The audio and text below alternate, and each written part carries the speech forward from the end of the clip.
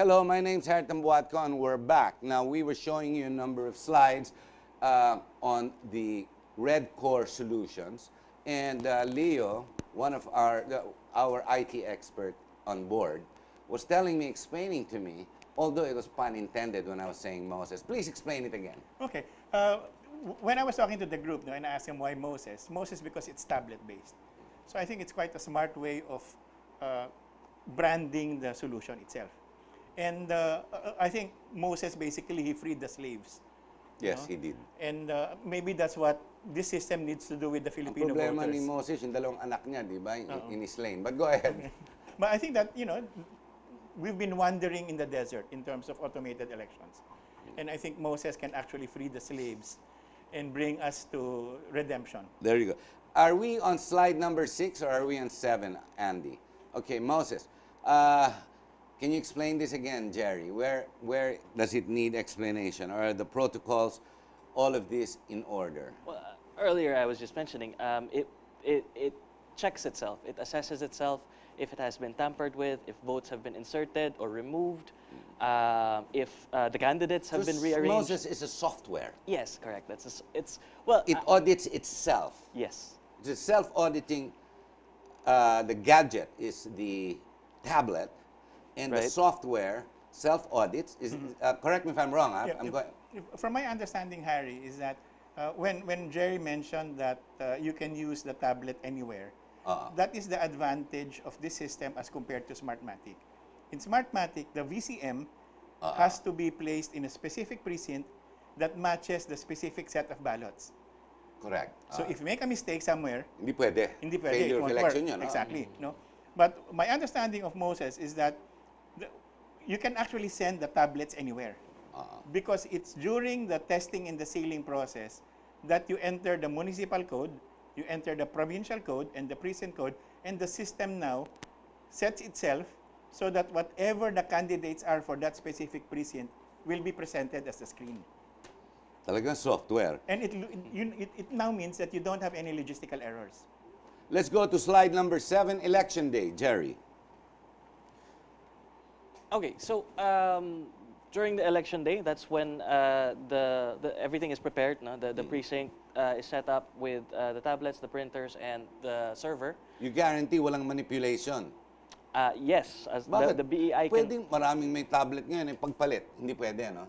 Well, again, my understanding is that the system has sufficient safeguards. Like when they test and seal it, it actually creates a seal code. The seal code is now given to the BEI. Hindi pwedeng pagpalit yung, bagay, pag pinagpalit mo, iba na yung seal code iba na yung seal code. Iba na yung seal code niya, tsaka server code. May control. Verification, slide number 8.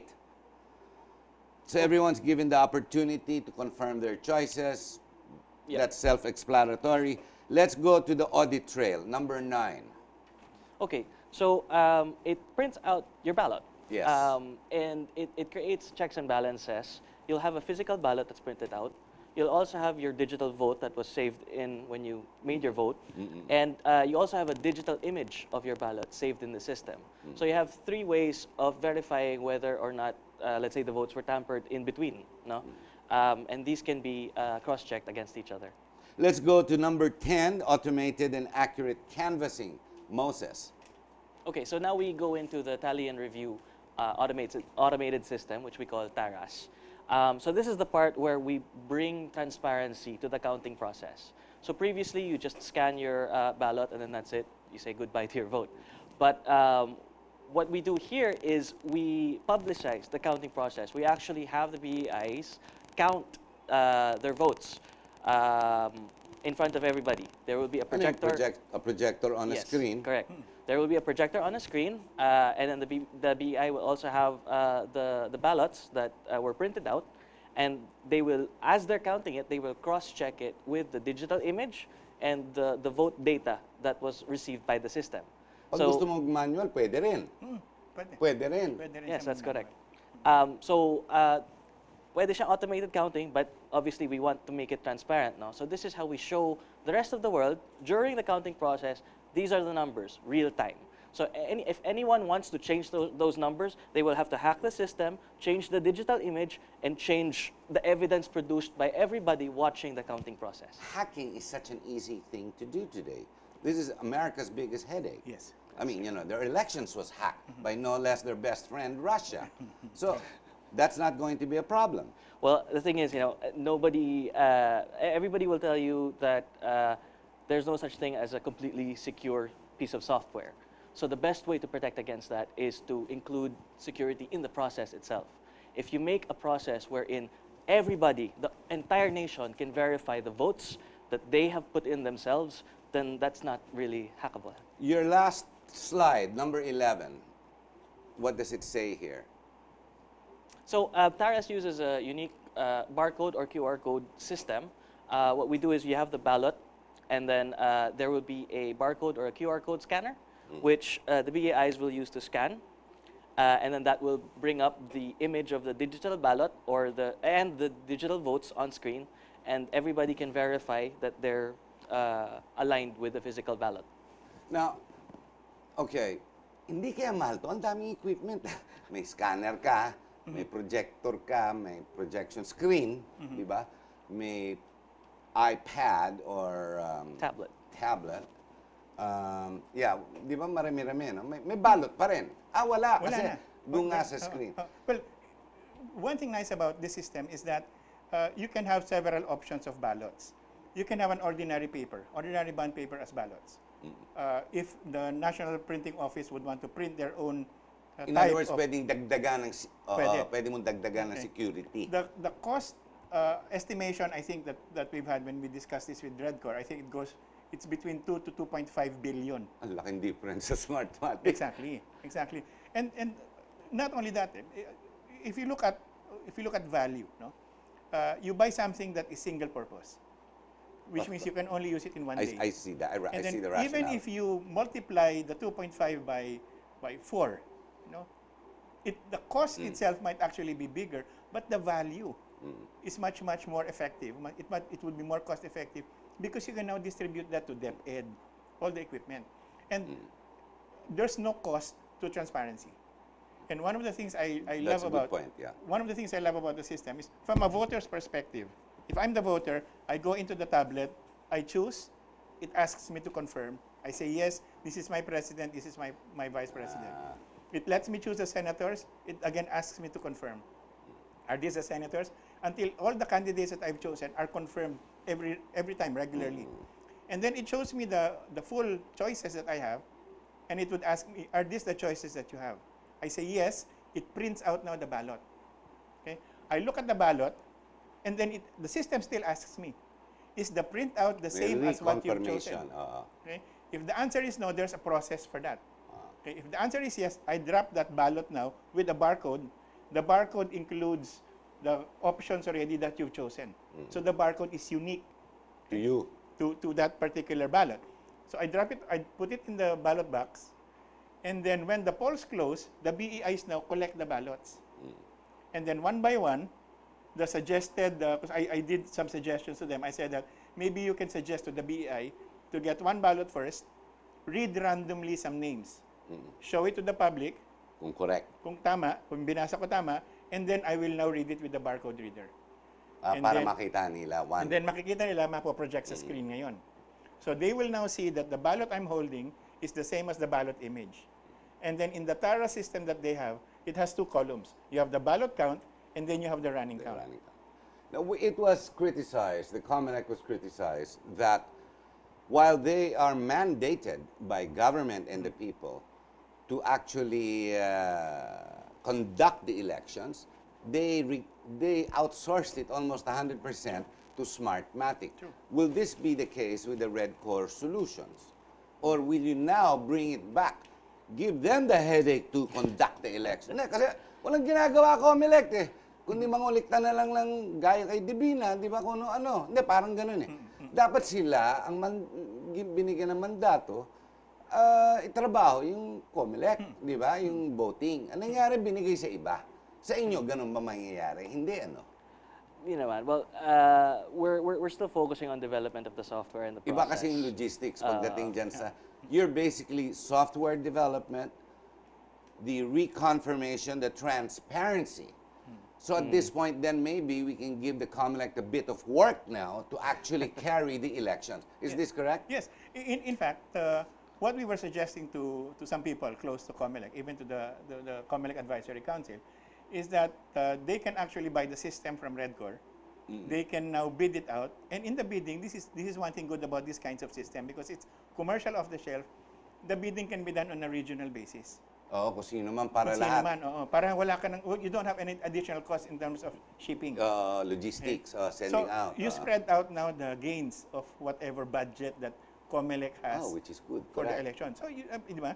And then, we're now suggesting that COMELEC hire an entity that has experience in project management.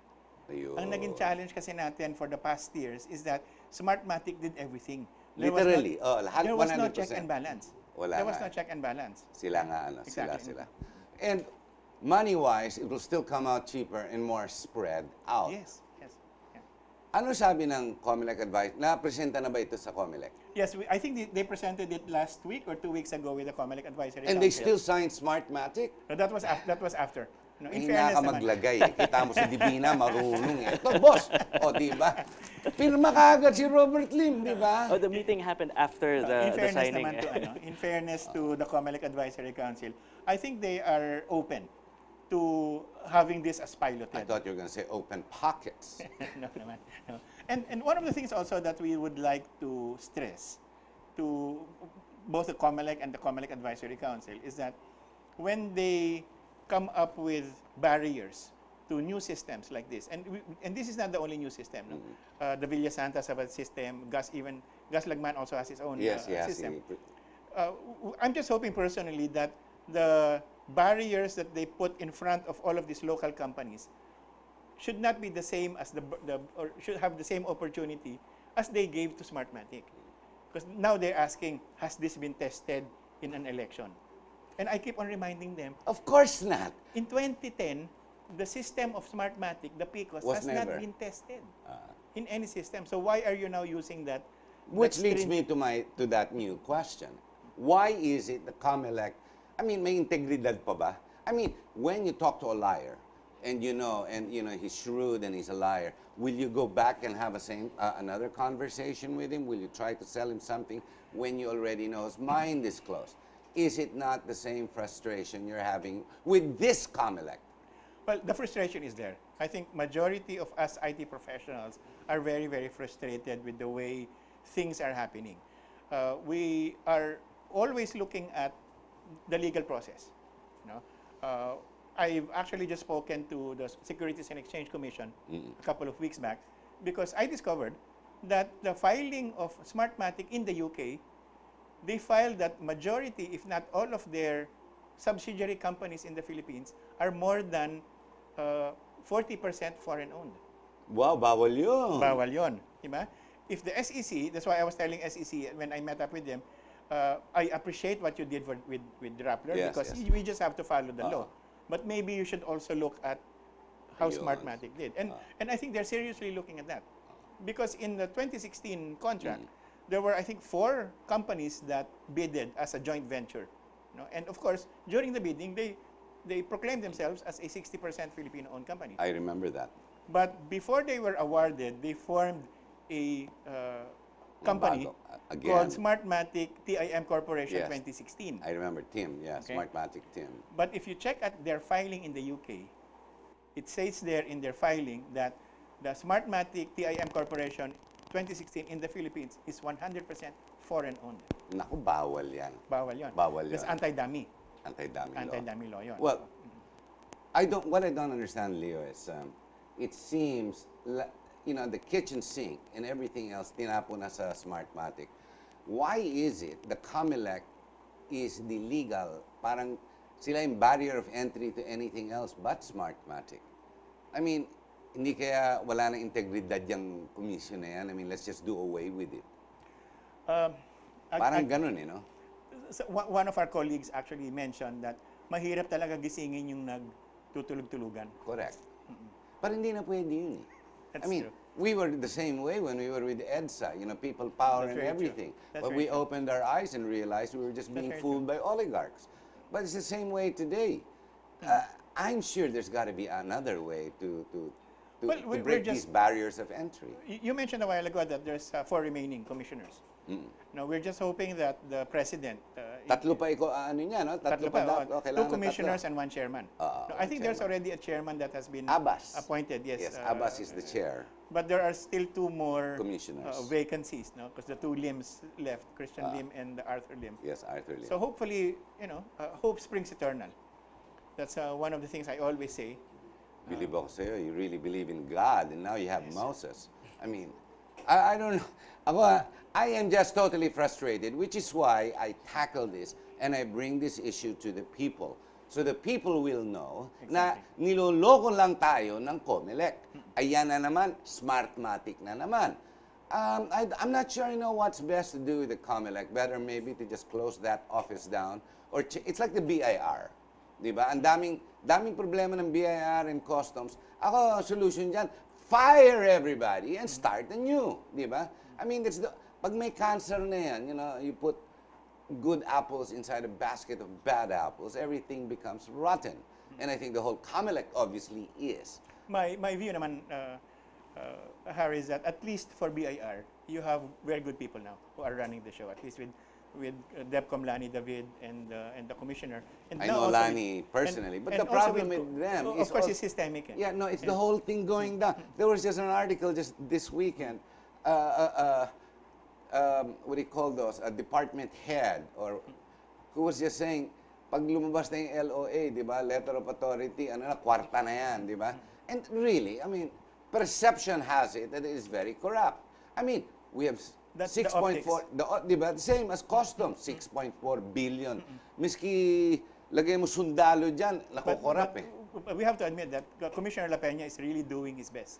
I don't know, I'd like to give him more time, di ba, because the other guy before seemed to be a good fit as well. True. And yet lumabas ang shabu.